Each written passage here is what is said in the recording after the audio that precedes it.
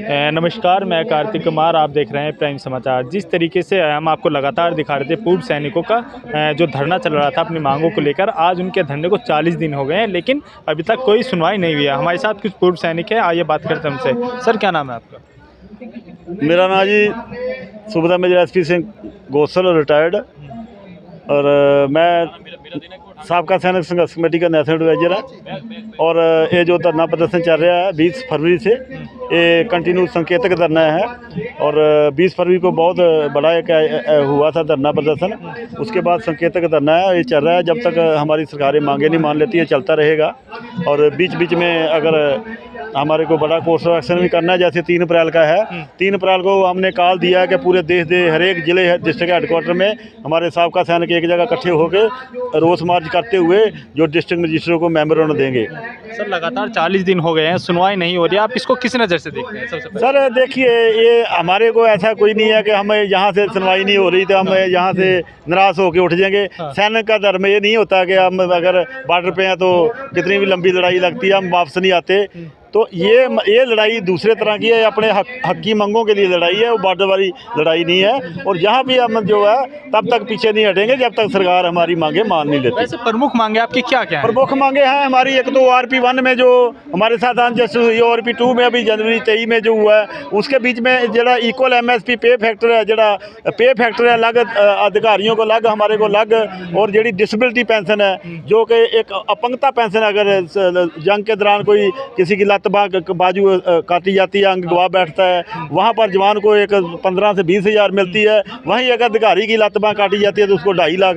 क्या वो अधिकारी की जड़ी बाजू तो सोने की बनेगी और जवान की मिट्टी की बनेगी? अगर किसी को मान लो कोई डिप्रेशन, क्या ना BP ब्लड प्रेशर में कैटेगरी आ जाता है, और अभी देखो एक जवान को 5,000 उसकी मिल रही है डिसेबिलिटी पेंशन, वहाँ पर अधिकारी को जो 60-70-72 हज़ार मिल रही है। अभी बताइए को जो BP की जड़ी दवाई है, गोली तो टैबलेट तो वही बाजार से उतने का मिलना है, जवान ने भी वही खाना है तो अफसर ने भी वही खाना है, उन्होंने कोई सोने की गोली तो खाना नहीं है। ट्रीटमेंट तो एक ही है, ECH में उनका ट्रीटमेंट है।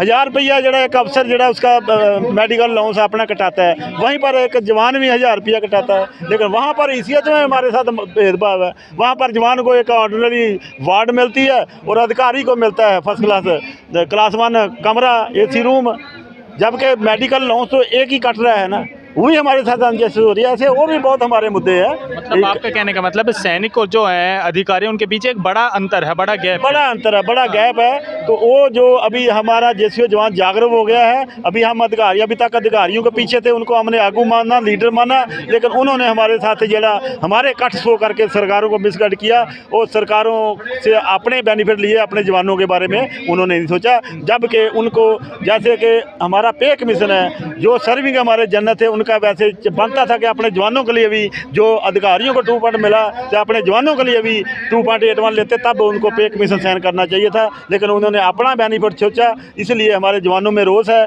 अगर पे फैक्टर हमारा बढ़ता है तो तब भी हमारी ORP में फ़ायदा हो सकता है, अगर MSP बढ़ती है तब फ़ायदा हो सकता है, नहीं तो वरना आपके सामने ही है कि हमारे JCO जवान को ORP का कोई ज़्यादा फ़ायदा नहीं हुआ। कुछ लोगों को हुआ है, सिपाही से हौलदार तक, वो भी अगली जड़ी ORP आनी है 24 में, वो भी आउट हो जाएंगे।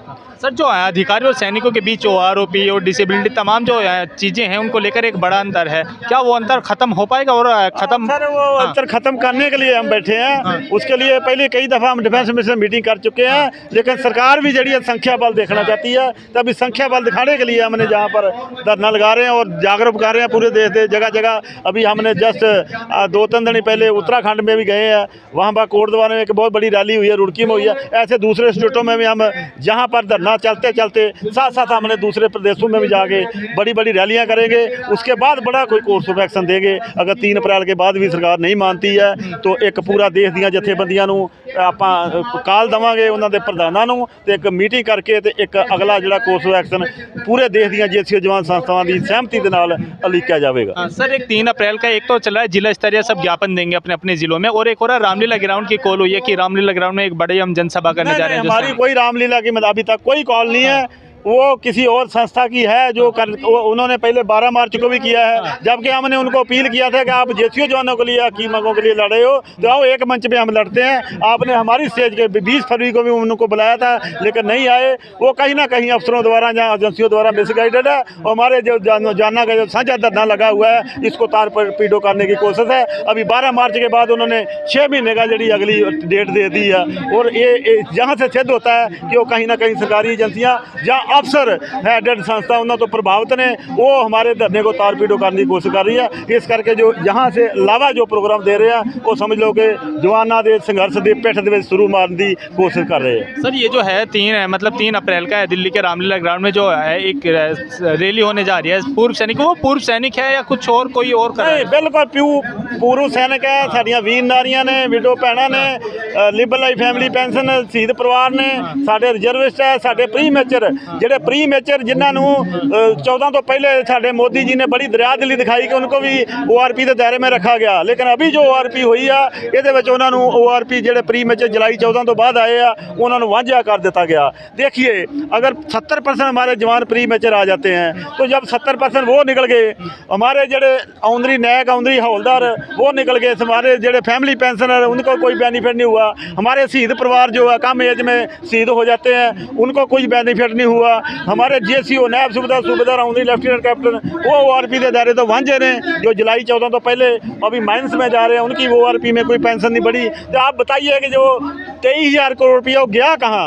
यही तो हम सरकार से पूछने आए हैं जहाँ कि आपने दिया है पैसा। हम नहीं बोलते कि आपने नहीं दिया, आपने दिया है लेकिन वो पैसा गया कहाँ? उस पैसे की बंदरबाट हुई है। जो हमारे 3% अधिकारी है उस फंड का जरा 85% हिस्सा 3% अधिकारी ले गए हैं, जो हम 97% जेसीओ जवान है हमारे को उस फंड में से केवल 15% ही मिला है। इसीलिए हमारे जेसीओ जवानों में रोष है कि जो हमारा हक था हमारे को मिलना चाहिए था उसको अधिकारियों ने सरकारों को दबाव बना के हमारे इकट्ठ दिखा के सत्य उन्होंने बेनिफिट लिए हैं। तो अभी हम जेसीओ जवान भी जागरूक हो गए हैं। अभी हम अपने अलग तौर पर संवैधानिक तरीके से अपने हक मांगने आए हैं। जब बच्चा रोता तो माँ दूध देती है, जहाँ पर हम सरकार के दरवाजे पे आए हैं रोने के लिए। आप जहाँ बिल्कुल नॉन पोलिटिकल साडा मत था, किसी भी पोलिटिकल पार्टी को हम जहाँ अलाउ नहीं करते। तो इस करके हमारे जितने भी पूरे देश के साबका सैनिक उन्होंने मैं आपके चैनल के माध्यम राਹੀਂ अपील करता हूँ कि 3 अप्रैल को ਵੱਧ ਤੋਂ ਵੱਧ ਜਿਹੜਾ ਵਾ ਤੁਸੀਂ अपने डिस्ट्रिक्ट हेडक्वार्टर में इकट्ठ शो करना है। उसके बाद जहाँ पर कंटिन्यू ਜਿਹੜਾ ਵਾ रूटीन वाइज थोड़ा आते रहना है ताकि धरना भी कंटिन्यू चलता रहे। सर आप सरकार के द्वार आए हैं लेकिन सरकार द्वार नहीं खोल रही आपके लिए। कोई बात नहीं, खोलना पड़ेगा द्वार। संघर्ष लंबे अभी खोलेगी सर, 40 दिन किसानी संघर्ष भी तो साल चला, कोई बात नहीं। हम भी धैर्य से बैठे हुए हैं। हमने स्टेट वाइज जरा जिम्मेवारी लगा रखी है। सबसे पहले पंजाब ने लगाए 10 दिन, हरियाणा, उसके बाद यूपी आया, अभी 1 तारीख से उत्तराखंड आ रहा है, उसके बाद अभी कितने स्टेट है पूरे देश में।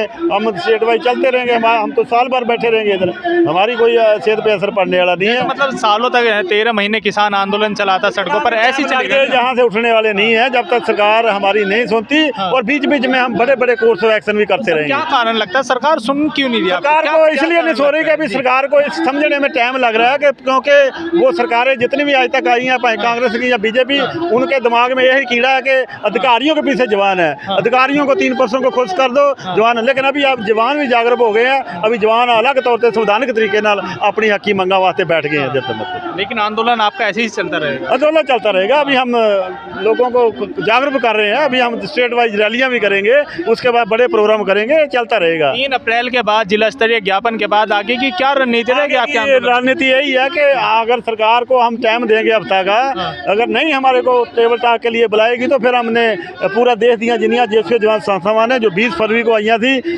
उसके बाद भी जड़ियाँ हमारे को ज्वाइन कर रही ने संस्थावां, उन्होंने प्रधानों की असीं एक मीटिंग बुलावांगे तो साझे तौर पर जो भी निर्णय लिया जाएगा वो जड़ा वा। 1 हफ्ते का जो आप सरकार को टाइम देंगे, आपका धरना वहाँ खत्म हो जाएगा या चलता रहेगा? नहीं, ये धरना चलता रहेगा। तो बड़ी काल के लिए हम मीटिंग करेंगे। ये तो संकेत है कि धरना चलता ही रहेगा। ये इसको नहीं हम उठाएंगे। तो आपका ये धरना ऐसे ही जारी रहेगा? ऐसे जारी मांगे नहीं मानी ऐसे जारी रहेगा। देखिए हमारे साथ कुछ पूर्व सैनिक, इनका साफ कहना है सरकार अगर हमारी मांगे नहीं मानते हैं, हमारी बातचीत नहीं होती है सरकार से, तो हमारा धरना यूं ही जारी रहेगा। इसी तरह की तमाम खबरें देखने के लिए प्राइम समाचार को लाइक करें, शेयर करें और सब्सक्राइब करें।